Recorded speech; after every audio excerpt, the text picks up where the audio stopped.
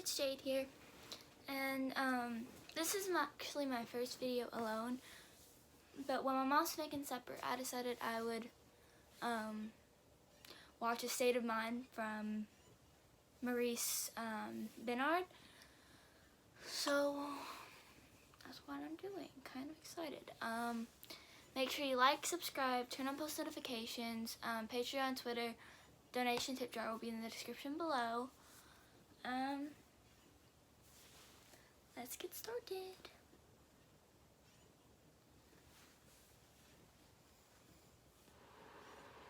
So, this Wait, is... are we starting already?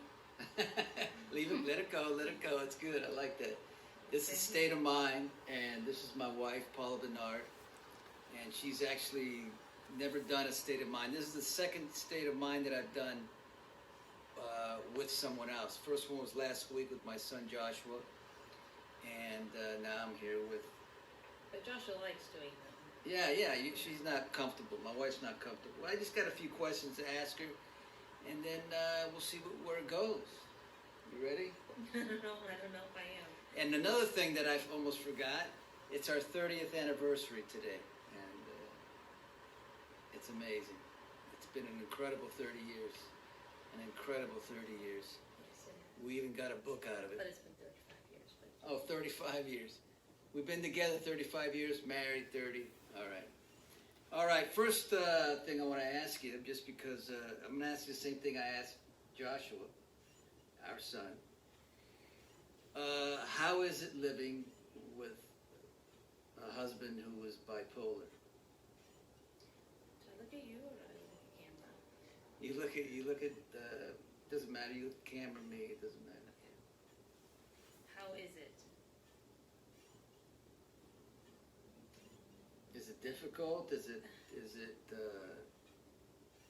something that you didn't sign up for that you're doing? Yeah, actually I didn't sign up for it, so maybe now's the time to tell you. No, it's no different than living with anyone with any other problem that they have. Right. You know, I mean, yes, it's difficult, you know, but I don't know, I don't think twice about it. You know, I just do whatever we have to do to manage it, you know, and when times are hard, then we dig deeper and figure out what we need to do, but, yeah, to me, it's almost a question that shouldn't even be asked. Okay, so she just explained what it's like to live with someone with bipolar 1. So I'm gonna explain how it is living with mom that has bipolar 2. With bipolar 2, with my mom, it's kind of just like straight depressed. Like she's just depressed, or she was depressed like literally all the time. It was terrible. It was really difficult back then because I mean it's kind of like I didn't have a dad, I didn't have a mom. It was just me and Corinne. Because my younger siblings, they were never around. My mom was never around because she was always in a room with her abusive boyfriend. They're not together anymore, but back then. And then whenever they did come out, they were always either fighting, hitting her, or like any of that stuff. So we would always have to go in the back room. So there was really no contact with us. I mean, we still did some fun things in vacation. One vacation, we would like go to town because we live way out. But it was just really difficult back then. But whenever they broke up, the first year we moved here, it was the same, just not with him. She was still like in her room. She wouldn't really do anything because it was like she was traumatized in that relationship. So no one wants to go through that, like literally no one.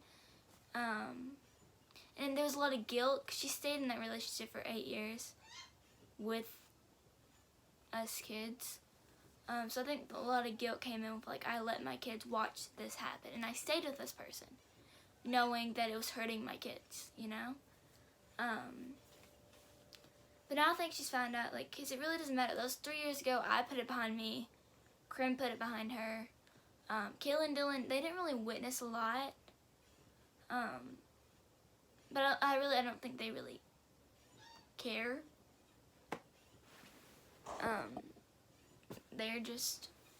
They're young and they just like attention. So, I just try whenever she's in her moods, like, give them all the attention they need. I make sure that they give hugs with her, they do all this. And they'll talk still, like, she'll ask for what their day is, and then they'll just go and do another room, and I'll, like, go do activities Dylan, then I'll do activities Kaylee. And so that's kind of like the routine with her, I guess, mental illness, with her bipolar. So, yeah. Thank you. Sorry. Thank you. It is State of Mind, and it's my show, so I think I can ask it. All right, let me get to another question, okay? Right. Okay, the night that I had, the night I had my third nervous breakdown. And I suffer from bipolar, depression, anxiety. But the third breakdown that I had, when I first started General Hospital, which was 27 years ago, I had not been taking my medication for 2 years. And That wasn't smart. something was wrong. And I quit the show after 3 weeks. To be a priest. I wanted to take my shoes off and, preach the whole country. I threatened your life one night, which I'm not proud of.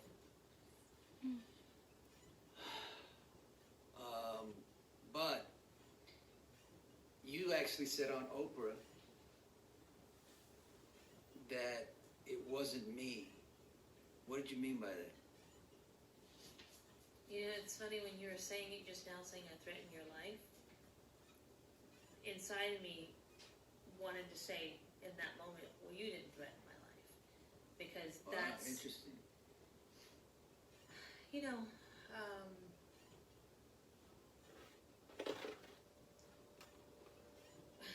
tongue-tied. What I mean when I say it wasn't you is when you're going through some kind of an episode, a manic episode, or, oh gosh, I can't talk. Well, you said you didn't, it No, wasn't I me. just got, like, super emotional, so I'm trying to, and I'm not, and it's weird, because, like, why am I emotional now? But it's not you. I know that something has almost in a way possessed your state of mind, and it's just a matter of getting through whatever that issue is, and in that situation it's medication. The right medication takes those terrible thoughts out of your head, and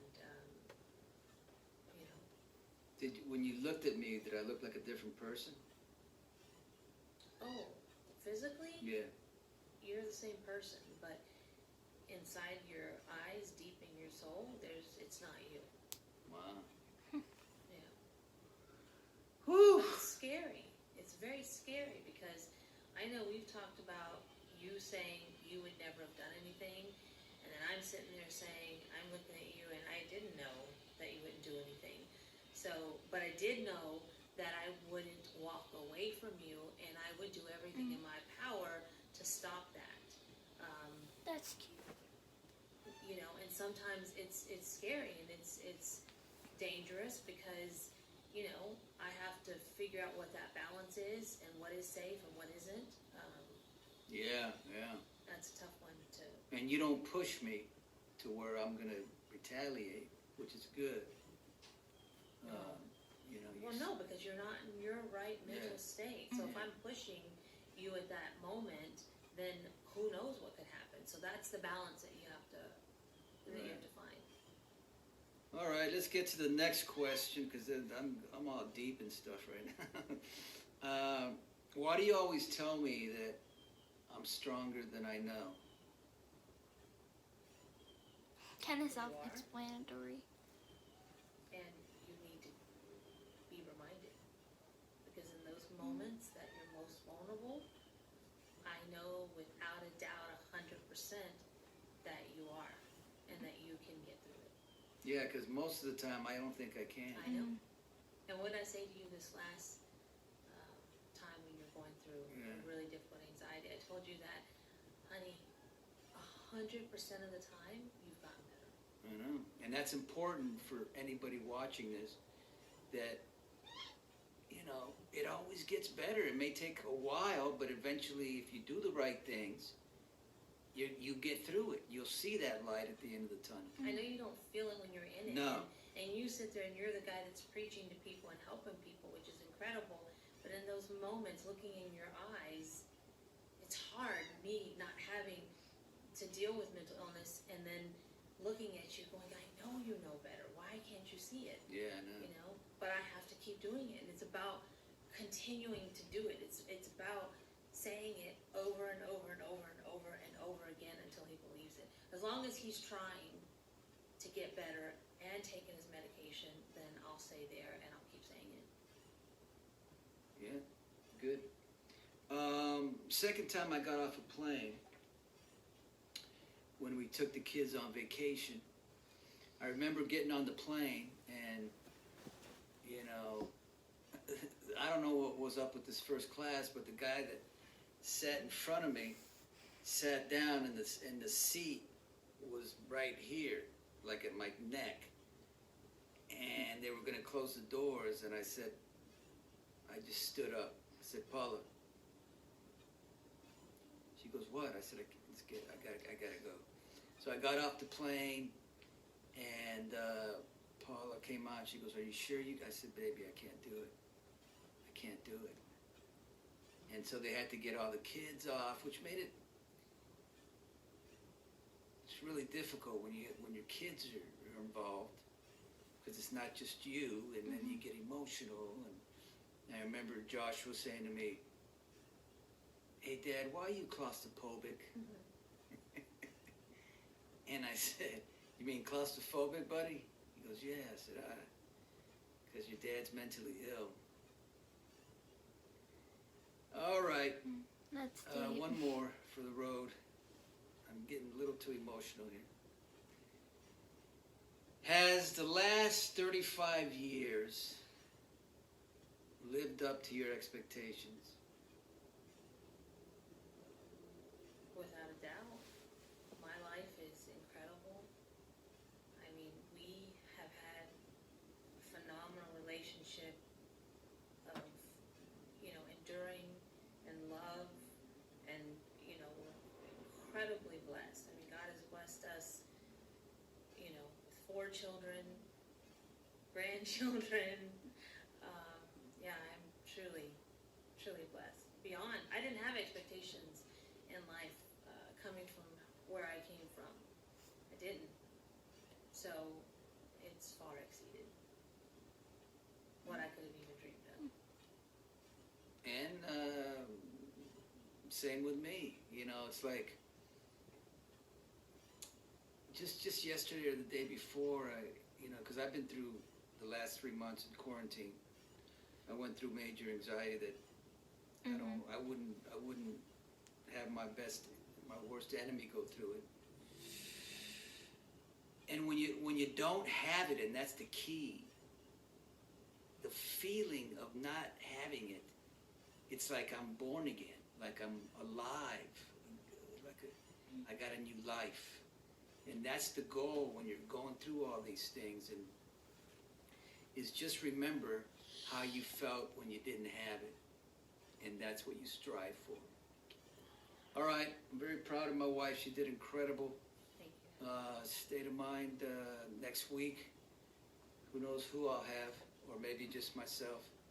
And see you later, alligator. See you later. Okay. Oh.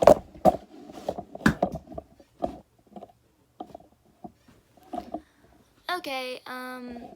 That's the end of this video.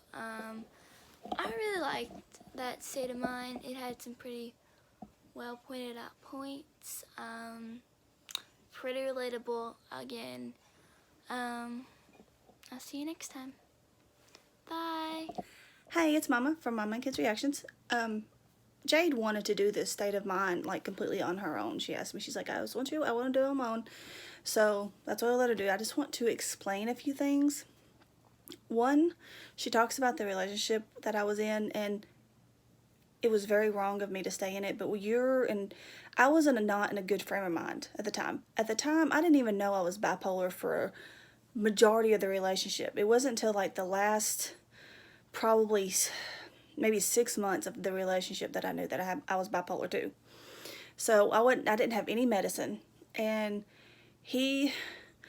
I was in there really is a mentality when you're in an abusive relationship, because I left many times, but you go back, and if you've never felt that, then you don't understand. Like, and it's really easy for people to be like, well, you can just leave.